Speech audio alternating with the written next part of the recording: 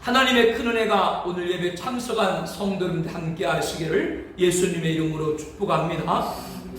요셉의 형들은 요셉과 두 번째 만남을 통해서 이제 모든 문제가 해결이 되었다 라고 생각을 했지만, 요셉은 청지기에게 명을 해서 이번에는 곡식 대금뿐만 아니라 요셉의 소유인 은잔을 베냐민 자루에 넣도록 했죠. 이를 알지 못한 요셉의 형들은 은잔이 발견되면 죽을 것이고 종이 되리라 결백을 주장했지만, 막내 베냐민의 자루에서 은잔이 발견된 것을 보고 망연자실했습니다. 결국 그들은 가나안으로 가던 길에서 다시 요셉의 집으로 발길을 돌려야 했죠. 요셉은 이 순간까지도 모르는 체하고 형들을 엄히 대했습니다. 그러나 요셉 또한 인간이지 않습니까? 형들을 마음을 알아보기 위해 일부러 2번씩이나 시나리오를 꾸미고 애굽 총리로 추상같이 대했지만, 요셉은 감정이 복받쳐 오르자 더 이상 자신의 정체를 숨길 수가 없었습니다. 그러나 이제는 요셉의 형들만 있는 것이 아니라 요셉의 집에 많은 하속들도 함께 있었죠. 그들 앞에서는 드러낼 수 없기에 요셉이 시종하는 자들 앞에서 그 점을 억제하지 못하여 소리질러 모든 사람을 자기에게서 물러가라 라고 명했습니다. 그리고 그 형제들에게 자기를 알리니 그때 그와 함께한 다른 사람이 없었더라 라고 하였죠. 자신이 살아있음과 지금 애굽 총리로 형들 앞에 서 있다고 밝힌 요셉은 형들의 미움을 받고 종으로 팔려 13년을 노비로 살아야 됐고요. 그 가운데서 하나님이 지켜주심으로 9년을 애굽의 총리로 지냈습니다. 이렇게 파란만장한 22년의 시간을 보낸 요셉은 서름과 감격, 애통과 환희가 교차하며 방성대곡을 했습니다. 얼마나 소리 높여 통탄의 눈물을 흘렸던지 애굽 온성의 사람들에게 그 소리가 들렸다라고 하였습니다. 요셉의 통곡 앞에서 형들은 입을 다물지 못했습니다. 어찌 이런 일이 가능할 수 있겠습니까? 22년 전 자신들이 미디안 상인에게 종으로 판 동생 요셉이 살아있을 것으로는 생각을 했지만 애굽의 총리가 되었을 줄은 어찌 알 수가 있겠어요. 그리고 요셉의 나이 17살 때 내 단은 일어서고 당신들의 단은 내 단을 둘러서서 절하더이다 라고 했을 때 형들은 내가 참으로 우리의 왕이 되겠느냐, 참으로 우리를 다스리게 되겠냐 라고 멸시했는데, 그런 요셉의 꿈 그대로 형들이 요셉에게 엎드려 절하게 된 것을 기억하고 더욱 놀랄 수밖에 없었지 않겠습니까? 요셉이 그 형들에게 나는 요셉이라 내 아버지께서 아직 살아계시나이까 형들이 그 앞에서 놀라서 대답하지 못하더라고 하였습니다. 요셉의 형들은 자신들이 미워하고 종으로 판 요셉이 애굽의 총리가 되었으니 이제는 꼼짝없이 그의 노예가 되겠구나 라는 두려움을 갖게 되었죠. 그러나 요셉은 형들에게 내게로 가까이 오소서라며 형들이 가까이 가니 나는 당신들의 아우 요셉이니 당신들이 애굽에서 판 자라면서 당신들이 나를 이곳에 팔았다고 근심하지 마소서, 한탄하지 마소서라고 안심을 시켰습니다. 그리고 요셉이 이어서 형들에게 한 말이 무엇이에요? 하나님이 생명을 구원하시려고 나를 당신들보다 먼저 보내셨나이다 라고 말했습니다. 오늘 말씀의 첫 번째 가르침입니다. 꿈이 이루어졌을 때 하나님의 인도를 인정하라 입니다. 요셉은 17살 때 꾸었던 꿈이 이루어졌는데요, 자신의 꿈을 경시하고 멸시하고 했던 형들에게 보복하지 않았습니다. 그 이유는 이 대기근에서 하나님의 생명을 구원하시려고 나를 당신들보다 먼저 보내셨나이다 라는 말에서 알 수 있듯이 자신이 종으로 팔려 노비에서 총리가 되기까지 모든 과정을 누구의 인도? 하나님의 인도로 믿었기 때문입니다. 그러므로 우리는 꿈을 꾸는 것도 중요하고 꿈이 이루어졌을 때 조심해야 됩니다. 꿈을 이루고 나서는 하나님의 인도함보다 자신의 노력으로 이루어졌다라고 생각할 수가 있습니다. 자신의 노력으로 이뤘다고 생각하면 어떻게 되겠어요? 형들이 그토록 미워해서 종으로 팔았지만 내가 각고의 노력을 해서 노비에서 총리까지 오른 것이니 형들을 바로 보복하려고 했겠죠. 그러나 이 또한 하나님의 인도하심을 믿었기 때문에 요셉은 형들을 해하지 않고 하나님의 인도를 고백한 겁니다. 우리는 꿈을 꾸는 것도 중요합니다. 그 꿈을 이루기 위해 기도하는 것도 중요합니다. 그리고 꿈이 이루어졌을 때 하나님의 인도를 잊지 않기를 바랍니다. 이것이 오늘 말씀의 첫 번째 가르침입니다. 꿈이 이루어졌을 때 하나님의 인도를 인정하라입니다. 느부갓네살에 의해서 바벨론의 총리 중에 총리로 세움받은 다니엘은 바벨론 왕조의 최후의 왕 벨셋을 원년에 한 꿈을 꾸었습니다. 네 짐승에 대한 꿈이었는데요, 이 네 짐승 가운데 네 번째 짐승이 무섭고 놀라우며 매우 강하며 쇠로 된 큰 일을 가졌고, 앞에 세 짐승을 잡아먹고 부서뜨리고 발로 밟아버리고 제압을 했을 때입니다. 한 분이 등장을 하는데요, 왕자의 옛적부터 항상 계시니가 좌정하셨는데 그의 옷은 희기가 눈 같고 그의 머리털은 깨끗한 양의 털 같고 그의 보좌는 불꽃이요 그의 바퀴는 타오르는 불이며 불이 강처럼 흘러 그 앞에서 나오며 그를 섬기는 자는 천천히요 그를 모셔선 자는 만만이며 심판을 베푸는데 책들이 펴 놓여있더라 라고 하였습니다. 이 말씀에 누구를 가리키고 있는 것이에요? 예수님이 분명하죠. 예수님께서 등장하시자 새 짐승을 잡아먹고 부서뜨리고 발로 밟고 제압했던 넷째 짐승이 죽임을 당하고 그의 시체가 상한 바 되어 타오르는 물에 던져졌다라고 하였습니다. 다니엘의 이 꿈은 언제 이루어진 것일까요? 여기에 등장하는 넷째 짐승은 요한계시록에 보게 되면 짐승으로 게시되어 있는데, 이 짐승이 용 사탄으로부터 힘을 받고 종말에 등장할 적그리스도라고 말씀을 하고 있습니다. 적그리스도인 이 짐승은 예수님이 재림하실 때 심판을 받고 산채로 유황불 붙는 못에 던져지게 됩니다. 바로 다니엘이 예언한 넷째 짐승이 죽임을 당하고 그 시체가 상한 바 되어 타오르는 불에 던져졌다라는 예언과 동일한 것이죠. 그렇기 때문에 다니엘서에 등장하는 넷째 짐승은 종말시대의 짐승, 적그리스도에 대한 예언이라고 말씀을 드리는 겁니다. 다니엘은 꿈을 통해서 이렇게 예수님의 재림, 종말에 있을 사건까지도 계시하고 있는 것입니다. 그런데 이 넷째 짐승인 적그리스도가 심판을 받기 직전에 한때, 두때와 반때 동안 지극히 높으신 이의 성도를 괴롭게 할 것이라고 하였습니다. 요한계시록 13장 7절에도 권세를 받아 성도들과 싸워 이기게 되고 라고 하였습니다. 이 한때와 두때와 반때에 관해서 요한계시록에는 42달이라고 하였죠. 이를 대입해보면 한때는 1년, 두때는 2년, 반때는 반년인 걸 알 수 있습니다. 한때, 두때, 반때는 3년 반을 말합니다. 42달과 같은 기간인 것이죠. 이 3년 반은 종말의 7년 환란 중 후 3년 반이라고 말씀을 하고 있습니다. 우리가 예수님이 언제 오실지는 알 수가 없습니다. 그러나 하나님은 자기 일을 행하실 때 꼭 먼저 말씀을 해서 준비를 하도록 하세요. 주 여호와께서는 자기의 비밀을 그종 선자들에게 보이지 아니하시고는 결코 행하심이 없으시니라 라고 했습니다. 재림도 마찬가지입니다. 그날이 언제인지는 모르지만 그날이 가까이 옴을 경성하고 대비하도록 하였습니다.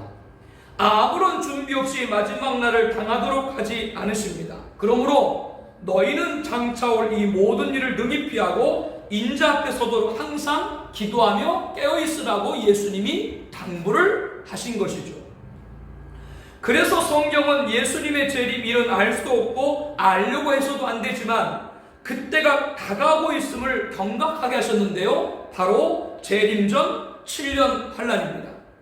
이 기간이 장차 역사 가운데 있을 것을 성경은 여러 곳에 명시하고 있습니다. 이에 대한 신학적 견해는 다양하기 때문에 나중에 상세하기로 하고요.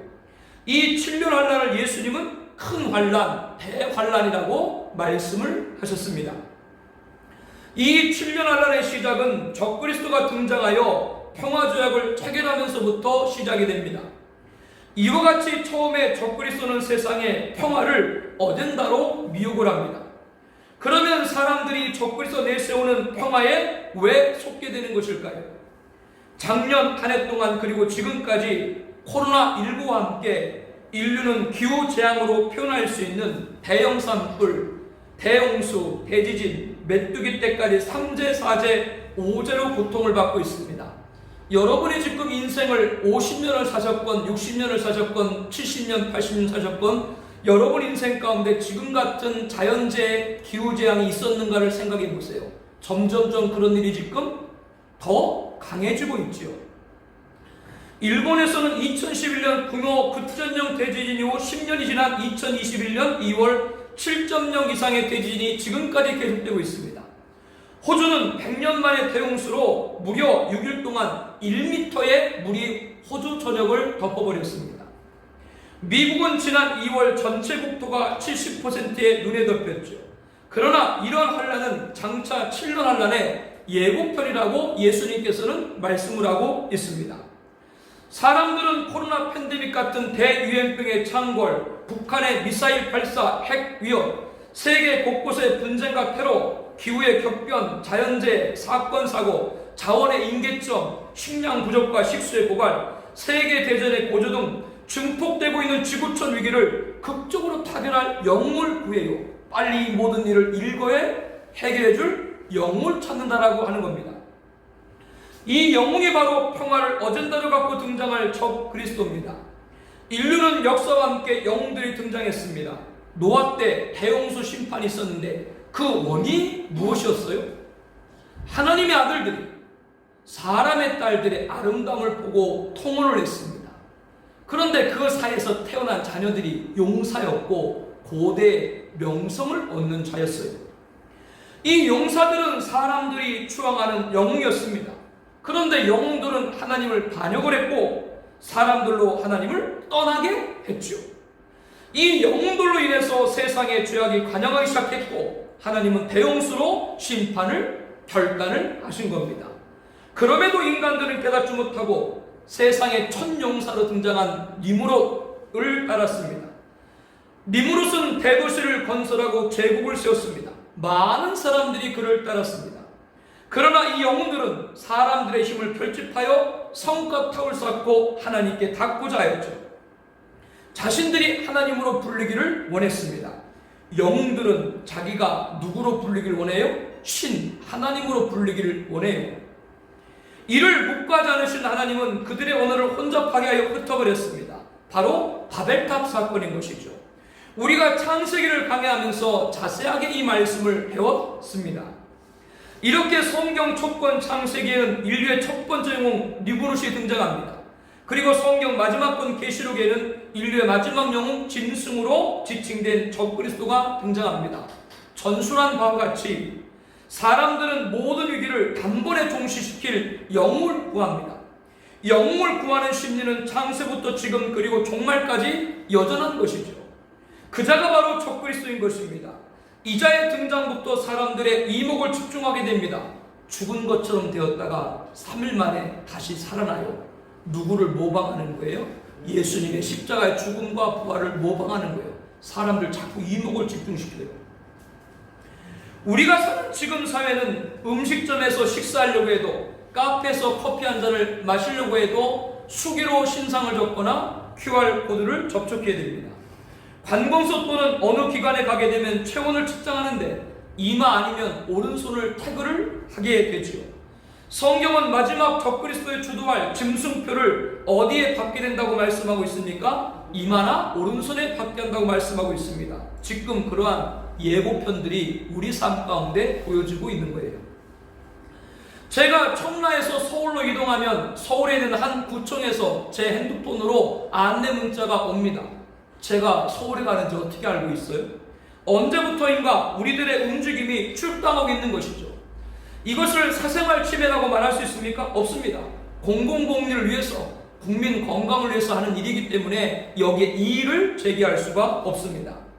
이렇게 사람들의 일거수일투족을 일률적으로 감시하면 누구의 세력이 커지는 거예요? 정부의 힘이 세지게 됩니다.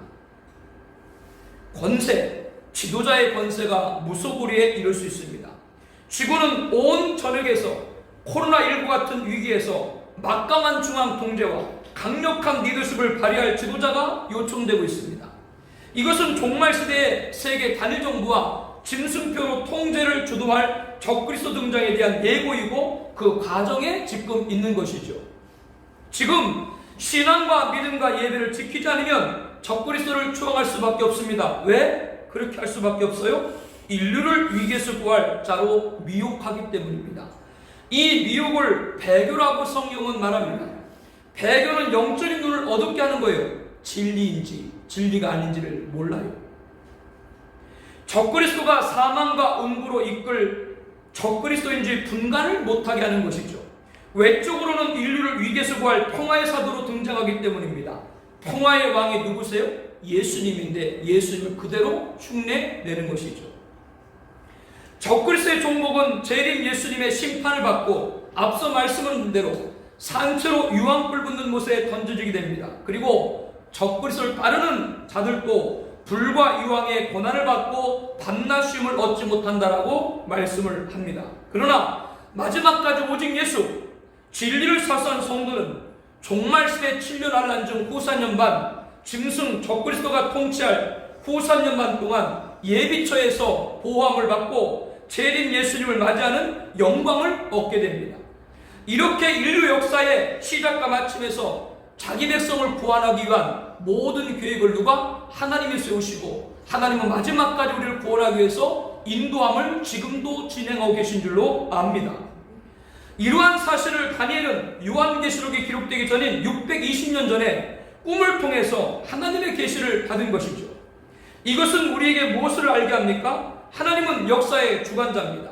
그러므로 역사의 시작부터 끝까지 하나님의 주권에 있으므로 모든 역사는 하나님의 인도하심에 있는 줄로 압니다. 요셉의 일생을 통해서 한 개인의 하나님의 인도하심을 알고 다니엘서와 계시록의 말씀을 통해서 인류의 마지막까지 하나님의 인도하심을 알 수가 있는 것이죠. 이렇게 인류 역사의 시작부터 마침까지 하나님의 주권에 있고 그 가운데 우리 인생이 있는 거예요. 그렇기 때문에 우리 인생은 어떤 결과가 오더라도 하나님의 인도함을 믿어야 됩니다. 절대로 하나님 자기 백성 안 버려요. 그게 좀 요셉을 통해 가르쳐 주는 거예요. 그러므로 하나님은 반드시 자기 백성을 구원하시고 높이시기 때문에 오늘 요셉을 통해서 그것을 바로 아는 저와 여러분 되기를 원합니다. 요셉의 꿈을 이루고 나서도 형들을 왜 보복하지 않았다고요? 자기가 그렇게 된 것도 누구 인도? 하나님의 인도인 걸 고백하는 것이죠. 우리도 그러므로 여한 과정이 있을지라도 어떤 과정이 있을지라도 하나님의 인도를 믿고 꿈을 포기하지 않고 헌신의 수고를 마다하지 않기를 바랍니다. 그리고 꿈이 이루어질 때 너희들 보았지? 내가 이렇게 될 줄 몰랐지라고 과신하는 것이 아니라 이 또한 하나님의 인도를 인정하는 겸한 자가 되기를 축복합니다. 요셉은 형들에게 6절 말씀에서부터 보면요, 이 땅에 2년 동안 흉년이로서는 아직 5년은 닭가리도 못하고 추수도 못할지라 하나님의 큰 구원으로 당신들의 생명을 보존하고 당신들의 후손을 세상에 두시려고 나를 당신들 먼저 보내셨나이다. 그런즉 나를 이리로 보낸 이는 당신들이 아니요 하나님이시라. 하나님이 나를 바로에게 아버지로 삼으시고 온 집의 주로 삼으시며 애굽 온 땅의 통치자로 삼으셨나이다. 이렇게 말씀을 합니다. 이 말씀을 가만히 보면 요셉은 형들에게 자기가 바로의 은혜를 입어서 총리가 된 것이 아니라 하나님이 나를 바로의 아버지가 되게 하고 바로 집안의 주인이 되게 하고 애굽의 온 땅의 통치자로 삼았다라고 말씀을 합니다. 바로는 애굽의 누구예요? 바지 사장이고 실질적인 사장은 누구라는 거예요? 요셉이다라고 하는 거예요. 이것은 요셉의 교만입니까? 아닙니다. 오늘 말씀의 두 번째 가르침입니다. 꿈이 이루어졌을 때 하나님의 통치를 인정하라입니다. 하나님은 하나님의 사람을 세우시고 하나님의 사람을 통해서 일을 이루시는 줄로 믿습니다. 바로는 요셉을 애굽 총리로 세울 때 41장의 말씀을 보게 되면 뭐라고 말씀을 했어요? 이 바로가 나는 왕자만 내가 앉아 있는 것이고 애굽의 모든 백성은 다 요셉의 명령에 복종하라라고 누가 얘기했어요? 바로가 그렇게 이미 얘기했어요. 나아가 내 집 바로의 집안의 왕실도 누구에게 맡겨요? 요셉에게 맡긴다라고 했습니다. 그래서 바로의 인장간지, 바로의 보금수레, 바로의 세마포, 바로의 금사슬을 다 누구에게? 요셉에게 주었죠. 바로는 사실상 애굽의 지배자로 요셉을 세운 겁니다. 그런데 이렇게 되도록 하신 분이 누구세요? 하나님입니다. 그러므로 본문의 요셉은 형들에게 뭐라고 말한 거예요? 8절에 하나님이 나를 바로의 아버지로 삼으시고 그 온 집의 주로 삼으시며 애굽 온 땅의 통치자로 삼으셨나이다 라고 말을 한 것이죠. 이러한 사실을 통해서 우리가 알아야 될 것은 애굽은 당시 세계 최강입니다. 그런데 이 세계 최강인 애굽을 누가 실질적으로 이끌게 하신 거예요? 요셉입니다. 그러면 요셉을 그렇게 세우신 것은 누구입니까? 하나님입니다. 그러므로 하나님은 요셉을 통해서 애굽을 통해서 세계를 통치하시는 거예요. 이게 하나님이 일하시는 겁니다.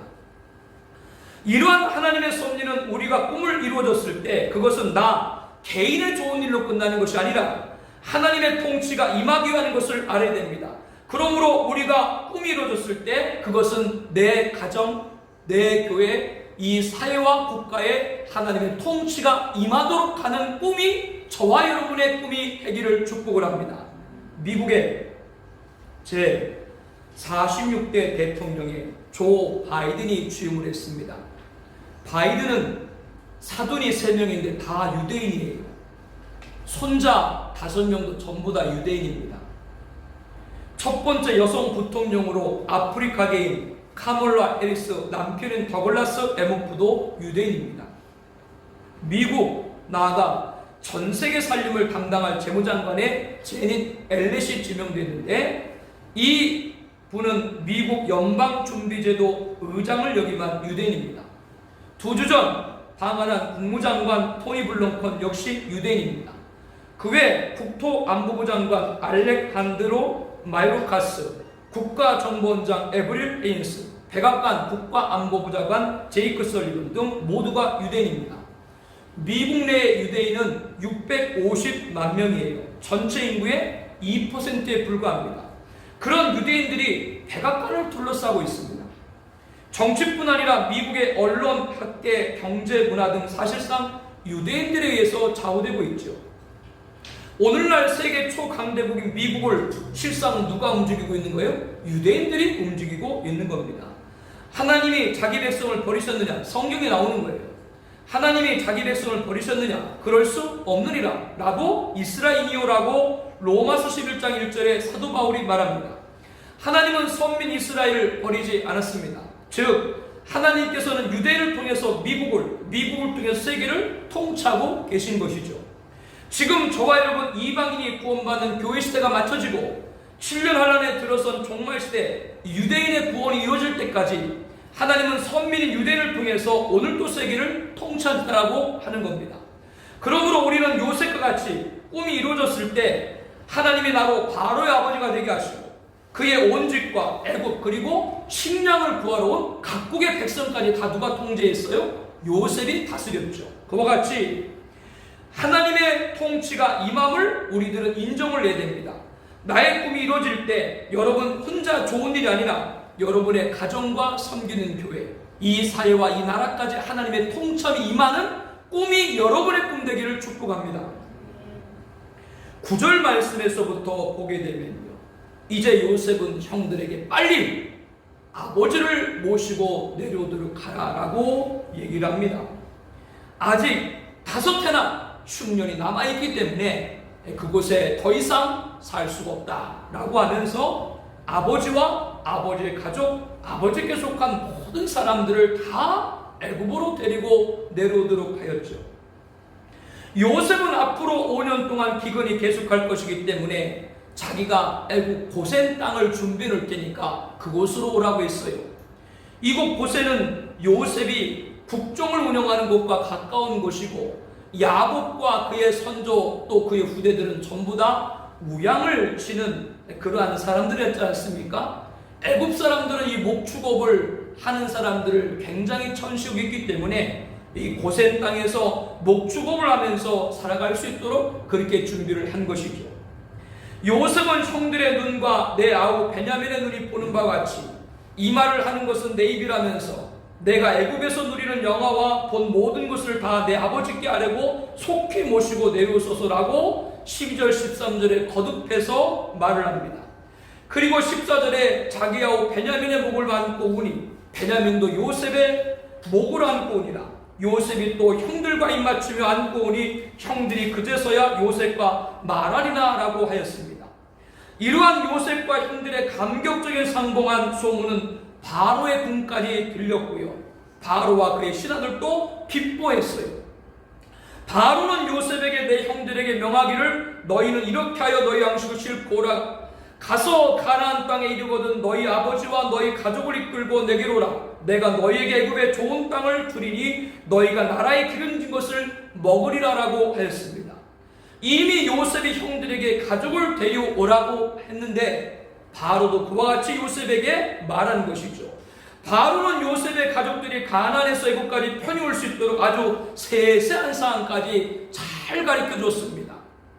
요셉은 바로의 명령대로 수레를 주고 양식, 길에서 먹을 양식까지 주고 형제들을 집으로 보낼 때 순하기 10마리에 애굽의 아름다운 물품을 가득 실게 하고 암나기 10마리에 아버지 고향에서 애굽으로 오는 길에 드실 곡식과 떡과 양식을 가득 실게 했습니다. 나중에 요셉의 아버지 야곱과 가족들이 대략 70여 명조가 내려오게 되지요. 그 70여 명이 모두가 먹기에 부족함이 없도록 준비를 시킨 겁니다. 그리고 형들에게는 각기 옷 한 벌씩을 주고 동생 베냐민에게는 은색벌과 은300과 옷 5벌을 주었습니다. 애굽의 좋은 의복을 야곱과 그의 자손들이 보고 요셉이 정말 애굽에서 총리에 올랐구나 라는 걸 알게 하기 위해서 아주 좋은 것을 준비하고 입히고 실어서 보낸 것입니다. 그리고 요셉은 형들에게 가나안으로 올라가는 길에 다투지 말라라고 당부를 했습니다. 모든 일이 해결됐다고 해이돼서 고향으로 가서 아버지와 가족들을 모시고 애굽으로 내려가는 중요한 일을 그르칠까 염려한 것이죠. 그런데 이렇게 요셉의 형들을 알뜰하게 챙겨가지고 가나안으로 보내서 아버지를 모시고 오도록 했는데 우리가 생각하면 이 정도로 요셉의 형들을 알뜰히 챙겨줄 이유가 있나요? 그냥 대강에서 보냈지. 자신을 종으로 판 자들인데요. 그러나 앞서도 함께 나눴던 것처럼 형들이 나를 이곳에 팔았다고 해서 근심하지 마소서, 한탄하지 마소서, 하나님이 생명을 구원하시려고 나를 먼저 보냈나이다. 하나님이 큰 구원으로 형들의 생명을 보존하고 후손을 세상에 두시려고 나를 당신들보다 먼저 보내셨나니. 이 요셉의 고백을 통해서 알 수 있습니다. 형들이 자기에게 그렇게 못된 짓을 했지만 그렇게 한 것은 하나님이 나와 우리 모든 가족을 살리기 위함이라고 하는 것이죠. 우리는 꿈이 이루어졌을 때 나 혼자만이 아니라 가족과 공동체가 함께 된다는 것을 알아야 됩니다. 이것이 바로 오늘 말씀의 세 번째 가르침입니다. 꿈이 이루어졌을 때 하나님의 백성을 인정하라라고 하는 겁니다. 여러분, 꿈이 이루어졌는데 내가 그 꿈을 나눌 사람이 아무도 없어요. 시편 127편에 이렇게 말씀하죠. 너희가 일찍이 일어나 늦게 누우며 수구의 떡을 먹으며 뜨도다. 그러므로 여호와께서 그의 사랑하신 자에게 잠을 주시는도다 라고 했습니다. 이른 아침 일찍 일어나서 밤 늦게까지 열심히 일을 했습니다. 그리고 집으로 돌아왔어요. 대문을 열고 들어섰을 때 사랑하는 아내와 자녀들이 반겨주면 하루의 피로가 눈 녹듯이 사라집니다. 아파트 또 우리가 살고 있는 빌라, 출입문 빨리 이거 다 없애야 돼요. 옛날처럼 꼭 아내가 나와서 문을 열도록 해야 돼요. 삐털컥 왔는지 안 왔는지 하루 종일 수고하고 돌아와서 대문을 딱 열고 애들이 달려와서 우리 아빠 최고 목을 탁 감싸주면 그것만큼 좋은 일이 없다 그 말이. 그걸 좀 성경이 말하는 거예요. 그런데 퇴근 후에 집에 돌아왔는데 아무도 맞이해준 사람이 없다. 썰렁한 거예요. 내가 무엇 때문에 하루 종일 내가 수고했는가? 회의를 갖게 돼요. 그러므로 하나님은 사랑하시는 자에게 잠을 주신다라고 했습니다. 사랑하는 자에게 잠을 준다는 말이 무슨 말이에요? 잠은 자식을 얻는 귀한 자리인 게 잠인 거예요. 그러므로 자식은 장사의 수중에 화살로 비유하면서 이것이 그의 화살통에 가득한 자는 복되도다. 그들이 성문에서 그들의 원수와談판할 때 수치를 당하지 아니하리라. 자식과 가족들이 그만큼 힘이 된다 그 말이에요. 동네에서 이웃집 아줌마랑 시비가 붙어서 싸움이 났네. 근데 자기가 지금 밀리는데 집에 퇴근한 큰아들이 이만한 아들이 딱 썼어. 그럼 힘이 돼 안 돼요? 그 말 하는 거예요. 장사 중에 화살 같다. 그만큼 가족이 있는 것이 우리에게 큰 힘이다 그 말이에요. 왜? 자기가 하루 종일 열심히 한 수고를 함께 나누고 기쁨이 있을 가족이다 라고 하는 것이죠. 사랑하는 성도 여러분, 교회는 또 하나의 가족입니다. 그와 같이 하나님의 역사를 함께 나누며 기뻐해야 될 공동체 가족들이 있어야 된다고 하는 거예요. 초대교회 성도들은 사도들의 가르침을 받아 서로 교제하고 떡을 떼며 오로지 기도하기를 힘쓰라고 했습니다. 그들이 함께 중보했을 때 사도들로 말미암아 기사와 표적이 많이 나타났다고 했습니다. 성도님들은 하나님의 살아계심을 체험했습니다. 은혜 안의 성도들은 다 함께 있었고 모든 물건을 서로 통용하고 또 재산과 소유를 팔아 각 사람 필요를 따라 나눠주며 날마다 마음을 같이하여 성전에 보기를 힘쓰고 집에서 떡을 떼며 기쁨과 순전한 마음으로 음식을 먹고 하나님을 찬미하며 온 백성의 칭송을 받으니 주께서 구원받는 사람을 날마다 더하게 하셨다라고 하였습니다. 이렇게 성도들은 하나님의 역사를 함께 나눌 수 있는 공동체 성도님들이 있어야 되는 거예요. 함께 위로하고 격려하고 세워주는 것이죠. 이것이 바로 초대교회였습니다. 우리는 꿈이 이루어졌을 때 하나님의 백성과 함께 나누는 것을 인정해야 됩니다. 그것이 요셉이 아버지와 모든 가족을 데리고 온 데서 찾을 수가 있는 거예요.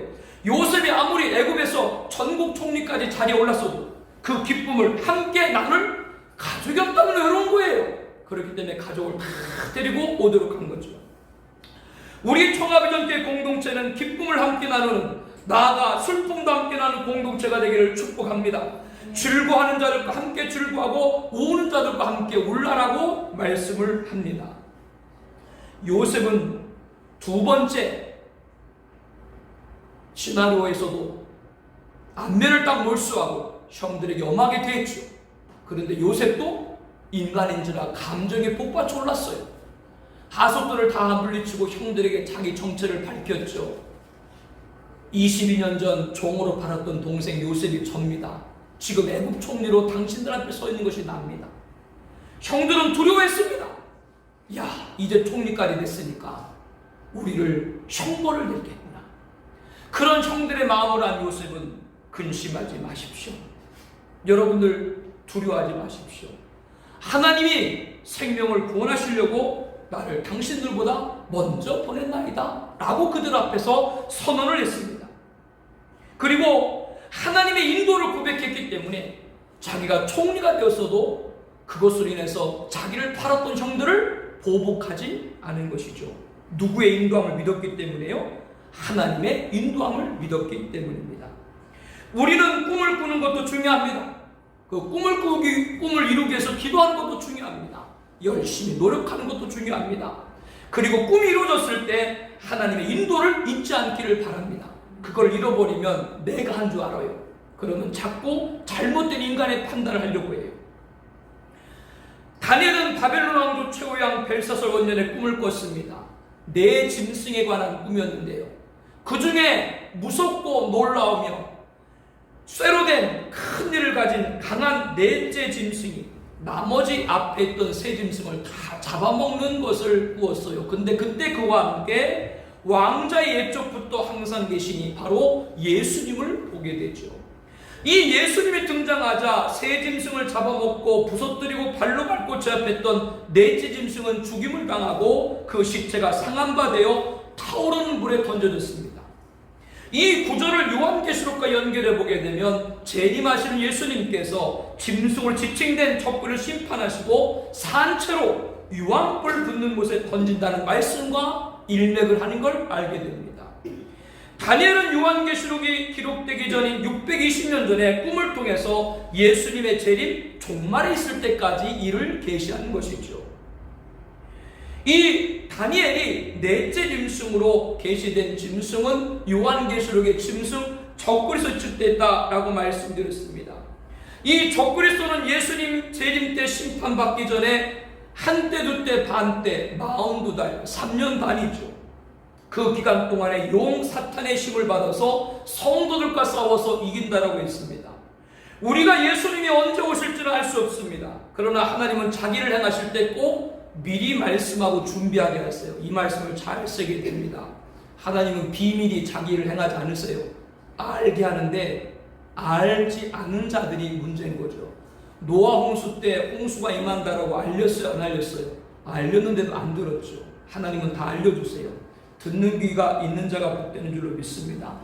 예수님이 재림하기 전 7년 하나님 바로 우리들에게 그 예수님의 재림의 날을 준비하고 경각하라고 하는 시간인 겁니다. 성경에는 이에 관해서 여러 곳에서 명시하고 있습니다. 다시 오실 예수를 맞이할 경성의 기간인 것이죠. 7년 하나님의 시작은 적그리스도가 등장해서 평화적을 차기하면서부터 시작됩니다. 이 세상의 평화를 어젠다로 미혹합니다. 통일교회 문선명이가 일생 동안 한 말이 무슨 말이에요? 평화죠. 신천지 이만희가 하는 말이 무슨 말이에요? 평화죠. 정치인들이 매일 하는 말이 무슨 말이에요? 평화죠. 평화의 왕이 누구라고요? 예수님이기 때문에 이 적그리스도가 자꾸 그러한 평화로 많은 사람들을 미혹을 해요. 왜 많은 사람들이 미혹을 당한다고 말씀드렸어요? 코로나 팬데믹 같은 대유행병, 대지진, 대홍수, 메뚜기 때, 대형 자연재해, 기후재앙, 테러, 분쟁, 자원고갈, 세계대전 고조, 이런 증폭되는 지구 위기의 사람들은 그것을 타결할 영혼을 찾습니다. 자꾸 예수님을 못 보면 사람을 기대하게 되고, 사람을 기대하다 보면 어떤 영웅이 등장해서 이 모든 문제를 해결할 것이다. 이렇게 창세기 때부터 종말까지 사람들은 영웅을 구하는 심리가 있다라고 하는 겁니다. 그렇기 때문에 첫 번째 심판이었던 노아 홍수의 대홍수 심판도 사람들이 누구를 따랐기 때문에 영웅을 따르는 데 시작이 됐다라고 성경은 말씀을 하고 있어요. 마지막도 마찬가지입니다. 마지막 영웅인 짐승을 지칭된 적그리스도가 등장하고 이자가 모든 위기를 단번에 종식시킬 거로 많은 사람들을 미혹을 해요. 우리가 살고 있는 시대를 잘 보면 점점점 이상한 일이 벌어지고 있죠. 어디를 가도 여러분 신분이 다 위치가 노출이 돼요. 여러분 사는 인생 가운데 그런 일이 있었어요. 근데 지금 내 신분이 노출되고 거기 관해서 여러분 아무렇지도 않죠. 그런가 보다 그러죠. 나도 모르게 전부 다 통제가 들어가고 있고, 나도 모르게 나에 대해서 누가 전부 다 통제가 되고 있다 그 말이에요. 갈수록 정부는 힘이 강해지고 갈수록 한 권세 잡은 자가 막강한 힘을 갖게 된다라고 하는 겁니다. 이것이 바로 앞으로 세계 단일 정부와 적그리스도가 등장해서 짐승표로 모든 사람을 통제할 그런 예고편을 보여주고 있는 것이라고 여러분에게 말씀드렸어요. 이것을 말씀하는 이유는 그러므로 배교에 빠지면 안 돼요. 신앙과 믿음과 예배 지키지 못하면 적그리스도 따를 수밖에 없습니다. 왜? 그 자는 세계에 좋은 일을 하는 자인데, 위기를 평화에서 구할 자인데. 그렇기 때문에 오늘 우리들이 마지막까지 신앙을 지켜야 된다고 하는 것이 얼마나 중요한 것을 아는 것이고, 그 자를 따르게 되면 적그리스도가 멸망을 같이 멸망할 수밖에 없지만 끝까지 예수님 진리를 사수하게 되면 주님 오시는 그날의 영광을 맞이하는 거룩한 백성 될 줄로 믿습니다. 이 말씀을 여러분에게 드린 이유는 하나님은 요셉을 통해서 한 개인의 일생을 하나님의 인도함으로 이끌 줄로 믿습니다. 인류 역사도 마찬가지예요. 시작과 마침까지 하나님은 자기 백성을 구원하는 것이 첫 번째인 줄로 믿습니다. 절대로 자기 백성을 하나님은 해하도록 내버려두지 않아요. 하나님이 그를 높이시고 하나님이 그를 구원할 줄로 믿습니다. 요셉을 통해서 이걸 우리에게 알게 되는 것이죠. 그렇기 때문에 저와 여러분들은 인생이 누구의 인도함? 하나님의 인도함을 인정해야 됩니다. 그리고 두 번째, 하나님의 통치를 인정해야 된다고 말씀을 드렸습니다. 요셉은 나를 이곳에 보낸 분이 누구라고 그랬어요? 하나님이다. 우리의 온 가족을 살리기 위해서. 바로는 왕자만 있고 애굽은 실질적으로 누가 다스려요? 요셉. 당시 애굽은 세계 최강이에요. 하나님은 요셉을 통해서 애굽을, 그리고 애굽을 통해서 세계를 다스리는 거예요. 여러분들이 꿈이 이루어졌을 때 여러분 혼자 좋은 일이 아니라 우리의 가정과 교회와 이 사회와 국가까지 하나님의 통치가 임하는 꿈이 여러분의 꿈 되기를 축복합니다. 꿈이 이루어졌을 때 하나님의 백성을 인정하라라고 하는 겁니다.